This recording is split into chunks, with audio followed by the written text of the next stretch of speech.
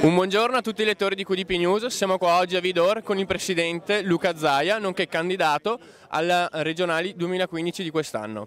Presidente, buongiorno. Buongiorno, al 31 maggio andremo a votare. Quali saranno le differenze fra il primo Luca Zaia e il secondo Luca Zaia? Beh, che si cresce, che sono passati 5 anni, che abbiamo fatto più esperienza, non si finisce mai di imparare, che abbiamo un sacco di progetti realizzati, ne abbiamo molti di nuovi da realizzare. Quali sono i temi fondamentali per il Veneto nel 2015? Il lavoro, 170.000 disoccupati, un ragazzo su 5 sotto i 29 anni senza lavoro e il problema degli over 50 da reintegrare nei processi produttivi. Abbiamo per questo portato a casa 760 milioni di euro dall'Europa, li dedicheremo tutti al mondo del lavoro. Qual è il suo auspicio per le elezioni di domenica?